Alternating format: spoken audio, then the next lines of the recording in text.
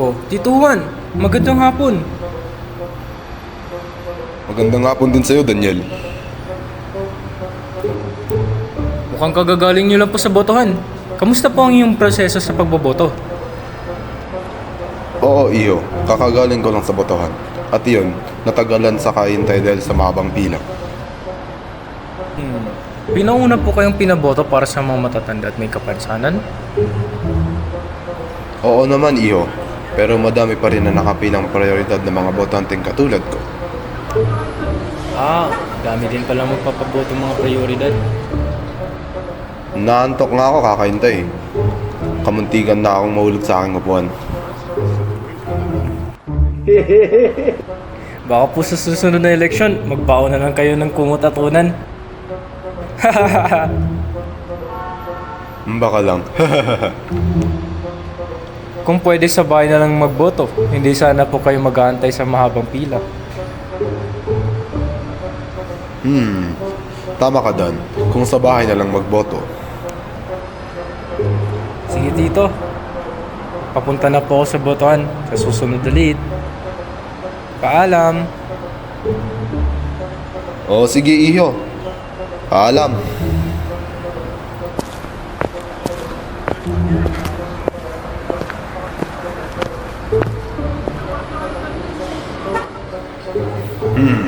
Baka lang sa kinabukasan, pwede na ako magboto sa bahay.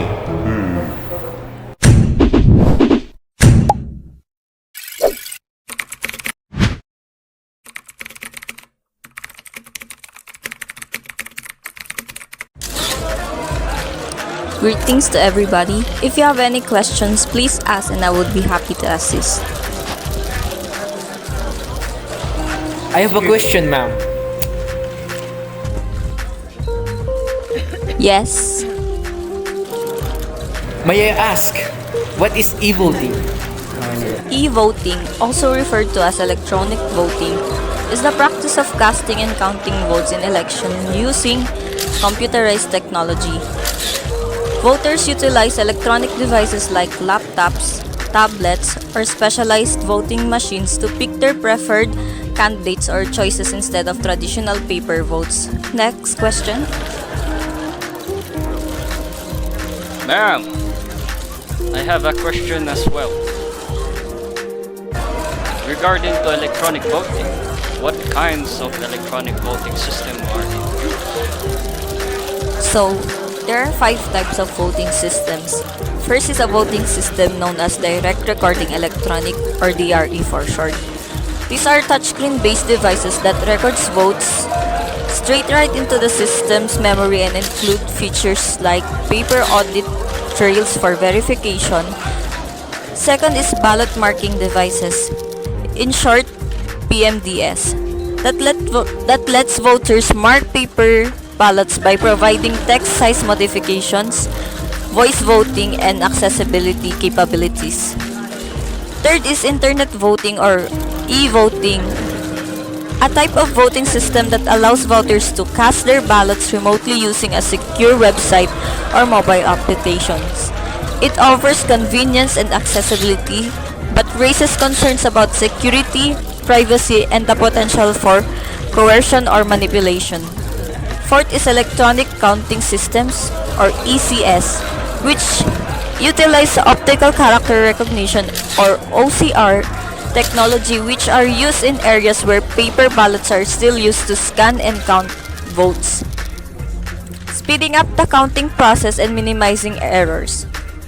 And lastly, we have hybrid systems, which are certain electronic voting systems that combine parts from different methods. For example, a system may use touchscreen devices to vote while maintaining a paper record of each vote for auditing and verification purposes. Next question. I have a question too, ma'am. Go on. Ma'am, can you tell us more about the COMELEC's attempts in implementing e-voting in our country? The first nationwide automated elections were held in 2010 using precinct count optical scan equipment. Despite initial issues, successive elections witnessed advances, including the adoption of vote counting machines, COMELEC continued to improve the system, adding features like biometrics for voter verification. However, there are ongoing arguments over e-voting security, transparency, and accessibility. Overall, the Philippines has made significant progress in modernizing its electoral systems, with the goal of ensuring election efficiency and integrity. That's all the time I have for today. Thank you and farewell.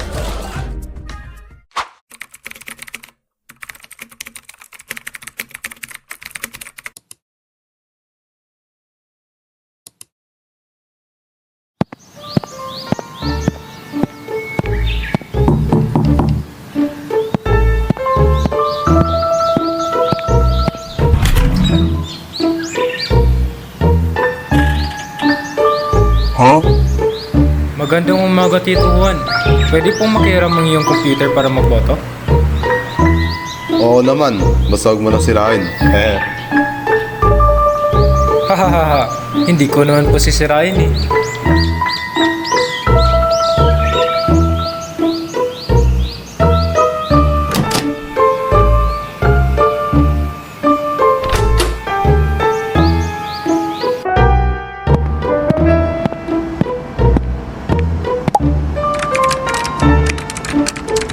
Tito Juan, mukhang kakatapos niyo lang po sa pagboboto. Kamusta po sa inyong e-voting? Yun, sa unang proseso nahihirapan lang ako kung anong gagawin. Pero okay na yung hinahanap ko kung paano magboto dito sa website. Pagtapos iyon, mabilis na yung proseso. Hindi kagaya ng huling botohan. Ang haba-haba ng pila.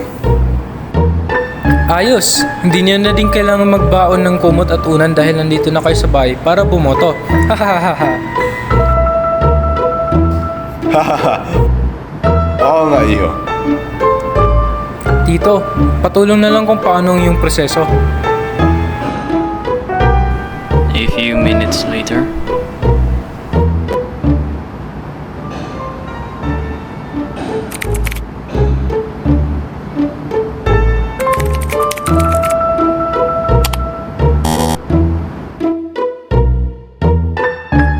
Wala!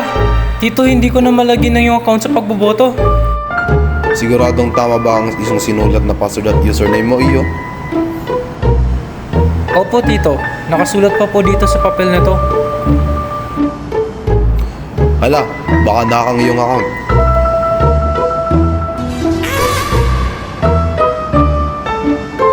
Naku, Daniel! San ka na? Ano kaya ito? Good morning, Sir Ma'am. This is to inform you that your virtual ballot has not been registered because of technical issues with the server. Please resume your ballot at the nearest voting station area. Thank you and God bless.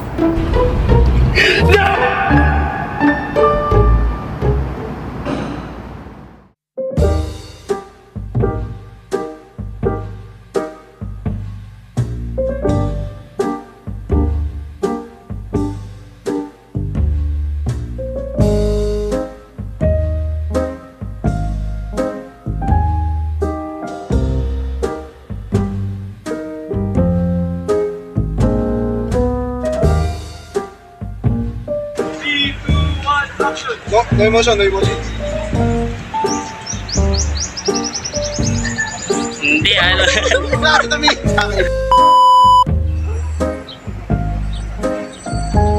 Ulitin mo, ba't mo?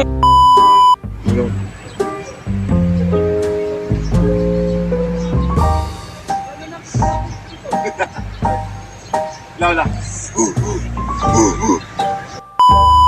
3. Mukhang kagagaling nyo lang po sa botohan. Kamusta ang iyong proseso sa pagboboto? Ba't ka tumatawa?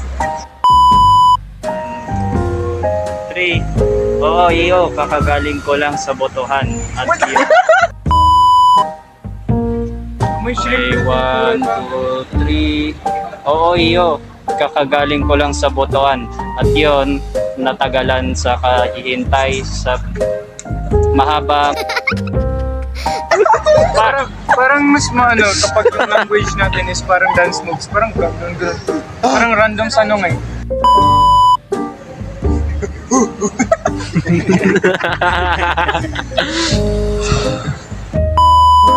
Recording. Wait.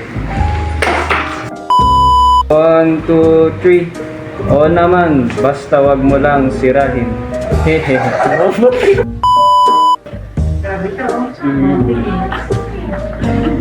Ba't kumikot?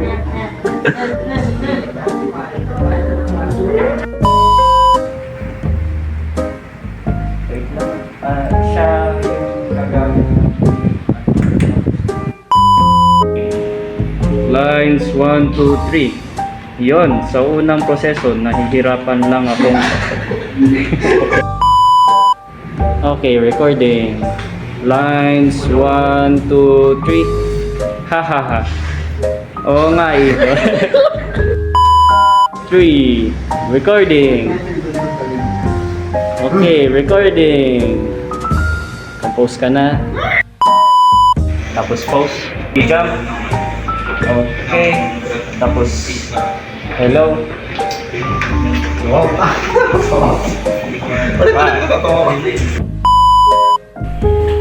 Nice. 1, 2, 3. Cut.